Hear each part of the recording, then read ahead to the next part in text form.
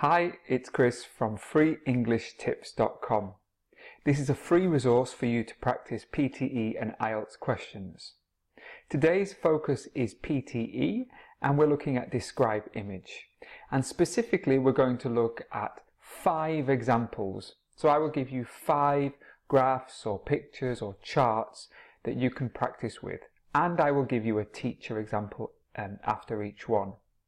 So there are going to be a few steps to this video and you need to follow these steps. The first one is that whenever I ask you, I'd like you to pause the video. And this will give you the opportunity for your 25-second preparation and your 40-second speaking. Now, really importantly, one of the biggest problems is that many students speak for too long. I want you to speak for about 35 seconds. That means that you don't have half sentences when the microphone interrupts you after 40 seconds. So in each question, you will look at your timer, so you will probably need your phone or a stopwatch, 25 seconds preparation, and immediately start speaking where possible. If you can, record your voice so that you can listen back for any mistakes and feedback. And then the next step is that I will give you an example. Then we will go on to the next question and we will repeat. At the end, we will have a discussion about which ones were easy and which ones were difficult. All sound easy? Are you ready to go? Let's go with the first describe image. Remember, you will need to pause when I tell you. Here is the image. Please pause the video. All right, welcome back. I hope you found that easy. This one is actually quite a tricky example. So let's think about how to approach it. First, I will give you an example. Then we'll talk about the areas that maybe you did and I did, or that you didn't and I did, and vice versa. Remember, look at my eyes. I will always be looking at the clock, which is in the corner of my screen. I have my clock ready and I'm going to speak for about 35 seconds. So I'm going to set my timer and here is my example. The following image shows the unemployment rates in Italy in the year 2017. We can see a map of the country of Italy, which is shown in multicolours, with red and white being the extreme colours. The white is showing 0 to 6%, and this is mainly in the north of the country. The dark red is shown as 23 to 29% unemployment rate, and this is shown mostly in the south of the country. In conclusion, the graph shows the unemployment rates in 2017 in Italy. Okay, let's think about how you approach this, how I approach this, then we'll look at the next question.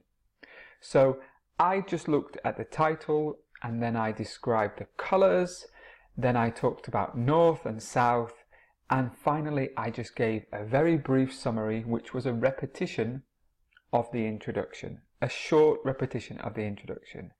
You don't have to describe in detail. This is not a detailed analysis. Remember, you only have 40 seconds.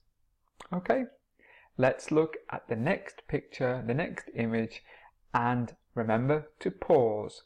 So here goes. Please pause now. Now it's my turn. So I've had my 25 seconds. I'm going to start my timer. Here goes. The line graph provided shows the rates of unemployment in the United States as a percentage of the labour force who are not in work.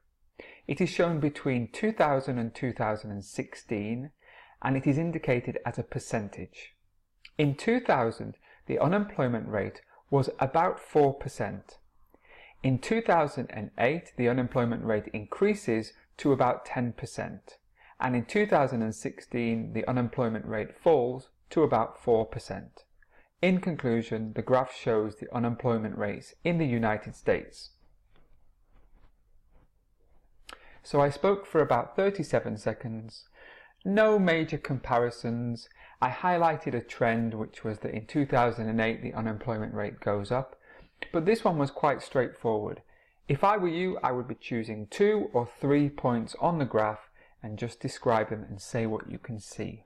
Remember, at the end we need to have our repetition of our introduction. It's as simple as that. Let's have a look at the next image and don't forget to pause. Here goes, image 3. Please pause now. I'm going to set my timer for 35 seconds. Here goes. The two pie charts provided show the market share of car types. Petrol is shown in purple, diesel is shown in blue, and AFV is shown in green. It is depicted in 2016 and 2017. In 2016, the market share of petrol cars was about 235,000. The market share of diesel cars was 217,000 and AFV was 16,000. In conclusion, the market share of car types changes between 2016 and 2017. Easy. Let's look at image 4. Don't forget to pause. Pause now, please. So it's my turn. Let me set my timer. Ready, go. The map shows the climate and weather of Europe and North Africa. From the map we can see that London has a temperature of about 27 degrees, while Oslo has a temperature of 25 degrees. In the north of Europe it is cooler than in the south of Europe and North Africa. Madrid has a temperature of about 37 degrees and Rome 31 degrees.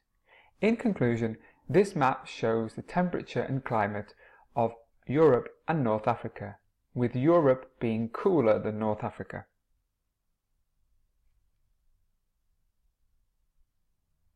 So, just speak for 35 seconds, that's all you need to do. Let's look at the final example. Here goes. Your turn to pause now. Let me have a go. I'm going to set my timer. Go. The line graph provided shows the population growth in two countries, which are Canada and Australia. Australia is shown on the blue line and Canada is shown with the red line. The years are from 1991 to 2016. In 1991, the population growth as a percentage in Canada and Australia was about 1.5%. In 2016, the population growth of Australia and Canada was also about 1.5%. There was a fluctuation among the period. Overall, the graph shows the population growth. Now, let's think about a discussion of what we said during those examples. First of all, let me tell you that I did no preparation for those examples. I chose some graphs from the internet, I presented them, and I've had no preparation time. All of the examples that I gave you were from me speaking, just from my own experience. So it wasn't a script, basically. I don't want to give you a script because there is really no right or wrong answer. I tell students again and again that the PTE exam is just a computer. Providing that you speak fluently and you include some or most of the data that you can see on the table, including the words that you can see in the image or the graph, that's really going to help you. Make sure that you overpronounce words. You can use software on the internet such as dictation.io, and I'll put it here. They are useful pieces of software which can detect whether the computer understands your speech. If you're getting, 90% of the words correct, you're in a really good stead for the exam. However, if you notice that the computer's missing some or most of the words, you're going to have to do some work on pronunciation and making sure that clarity comes from your mouth. Yeah, really, really important. The second point is that you just need to speak fluently. That means speaking continuously without stopping. And I don't know if you notice, but I really, really try to concentrate on not using and That's something that I have developed over the course of my career, so that when I do try and speak into a computer, I'm not using the ums and the hesitations. Finally, make sure you're calm and that you finish your describe image at about 35 seconds. There's nothing worse than hearing the computer beep inside your ear, the next image appears and suddenly you start panicking about the previous question. That's really something that you can avoid easily. I hope you found this describe image discussion useful. Practice it again, listen to your own recordings, use the dictation software. That really is the best way that you can learn. Learning from a teacher really isn't going to help you too much in this example. It's all about confidence and making sure that you can confidently speak into the computer without the hesitations. Practice, practice, practice, and I hope to see you soon.